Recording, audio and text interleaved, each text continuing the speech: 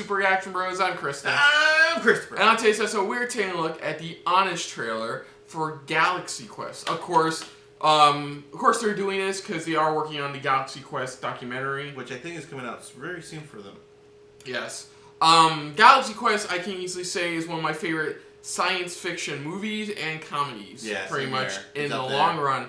It's a well done satire on the whole Star Trek, pretty much. Yeah, it's very well done. You know, it tackles all those little tropes here and there, pretty much, and like, it's just amazing. The cast is great. You know, a phenomenal cast. You know, they were working on I believe, an actual TV series. The series Continue the cast pretty much from the first film story. Yeah. And that didn't fall through. It kind of got halted and shelved because Alan Rickman passed away. Yeah. You know, you can't have the guy who says "by Grafhar's hammer." Yeah, by Grafhar's hammer. You know, one of the greatest lines in the film. I don't think you really have it without him. I don't know if they're still doing it, but as far as it goes right now, I believe that it's been shelved. Right now. I think they give it time before they probably come back to it. Like I said, great cast, just funny movie overall, and just overall. If you haven't seen it, why are you watching this right now? And I didn't realize it till later. It was the first film I saw Justin Long in. Yeah, really. Yeah, he played the geek that helped him out in the end. Yeah, in the end, where he helped them out either which way. Yeah, so let's just dive right into this and see what Screen Junkies is going to bring to us, because it sounds like it's one of their favorites as well. So let's see what they're going to dive into for the Honest trailers for Galaxy Quest. So here we go.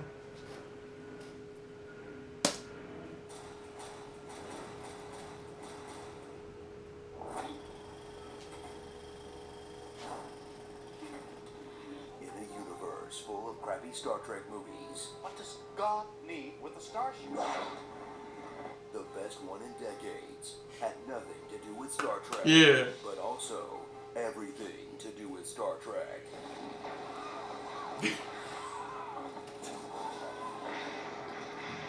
Whoa. Galaxy Quest. Suit up for a big budget sci-fi meta comedy about niche fandom in the 90s. Wow. It's like they were trying to lose money. In this satire of old school Trek, spot-on portrayal of fan culture, and hilarious character-driven comedy that morphs into an honest-to-goodness action flick and ends with the film's actors playing the show's actors, playing the crew of a starship, acting out the show in reality in front of actors playing fans of the fake show who pretend that it's real, except that it is real. And is this movie genius, or did I just smoke whatever tongue? Yeah, I know, right? It's genius. They're telling me the generators won't.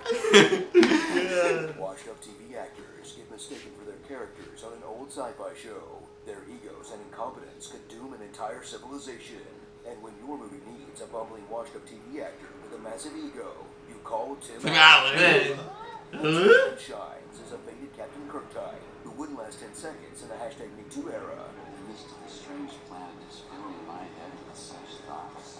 But Allen's best and possibly only example of real acting is improved by the rest of the great cast, as Sigourney Weaver plays against her type of the strong female lead to play two melons supported by a wetsuit. Sam Rockwell, who in the film's only flaw, does not dance at any point.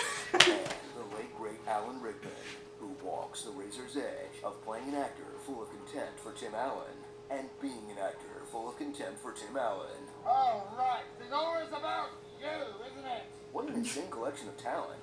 Did you know Dwight's in it? The crew is the Mythbusters. For all we know, that's Destiny's Child. Stare in awe at a film that nailed the rise of fan culture back when the internet looked like this. The website's still up, by the way.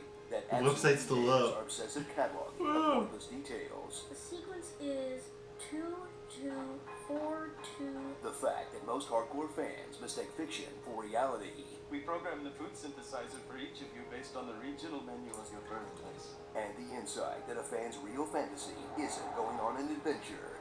It's finding out that all the time you spent watching TV wasn't a colossal waste of time. Yeah! I knew it! I knew it!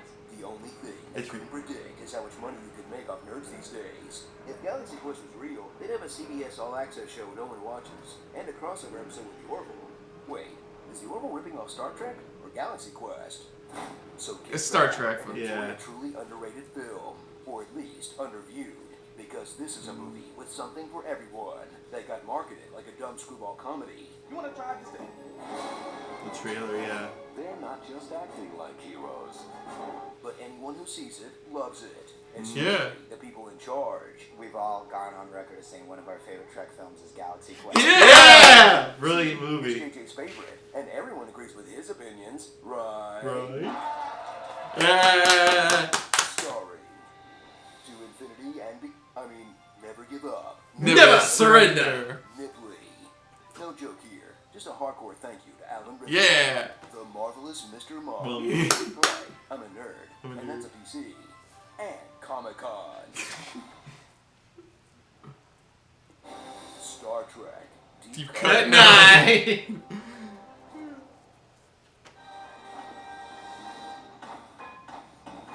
Well, screw that. Fuck. That's not what she said. Hey, Yeah, because they fuck. did. They did that. They cut that. Never surrender. Is now available for digital purchase everywhere. Click the box and you can Yes. watch our first full-length documentary all about Galaxy Quest. Thanks to everyone for your many years of support that allowed this to happen. Roses are red. These rebels are spies. Did you hear the truth? Like, it's so wise. Hey, remember that one summer when we died under a table? The fucking Ghostbusters, yeah. No, but Yeah. yeah, I mean, yeah. Even I said that too, where I'm like, wait a minute. Even in the DVD cut, it's like where you see it, or clearly she's like, well, fuck that. Yeah. It's just like, what the hell? Keep that in there. That would have been perfect. Yeah. But no, this was really, like I said, it was a really good movie. A movie so well beloved, you know, that even like the guy running like Star Trek and Star Wars right now. J.J. like, Abrams, yeah. J.J. Abrams was was like, like- he thought it was a brilliant movie the way they did it. The way they did it. It was wonderfully done satire, Yeah, pretty much. it was done just right. Let's put it that way. It wasn't overdone. It wasn't underdone. It was done just right. Where it wasn't made. It wasn't really full on making fun of it, but it was kind. It's just showing just the fandom and what people think and everybody looks at when they watch these type of shows. Yeah, and we don't know what Tony Shalhoub was on, but we probably want some of it. He was like the most chill of all of them. I know, he was like one of the most chilled. That's what I loved about his character, where even he was just like, so yeah, everybody's like explosions behind him, and he's just like, so yeah, they're telling me so that the engines are kind of down right now. The only crime this movie really commits is Sam Rockwell does not dance. Yeah. In this film. And I love his character too. He was just a red shirt guy. He was a red shirt guy, but he Showed up for one episode. and he made it seem like he was the baddest dude ever in the world. And then he did come through in the end. And then even in the later, when they reboot the series. he comes back as like the head of security. All of a the sudden. chief security officer. You know, but now he's a part of the main cast, not like a red shirt. And it's movies like this where I would assume Seth MacFarlane got the inspiration to do something like The Orville. Yeah. Where it's like, it's alright to do a sci-fi comedy, which is satire Star Trek. and still be serious, And still have, some serious some good moments in it that are more serious. Like, season 1 of Orville has those moments. Season 2 of Orville has those moments too. But I haven't seen a it bit yet, too so. much, And I can't wait for season 3 when it comes to Hulu next year. So yeah, but it's a type of but thing. it's movies like this that inspired stuff like The Orville. Like, I wouldn't say like Red Dwarf because Red Dwarf came before this, but there's the sci-fi comics that inspire so much. I wouldn't be surprised if you asked the creator of Avenue 5 that one of the movies one of his favorite sci-fi films would probably be Galaxy Quest. Galaxy Quest, or like that one, because it's like he probably was inspired, to get the idea. I've always said this before, and I said this before.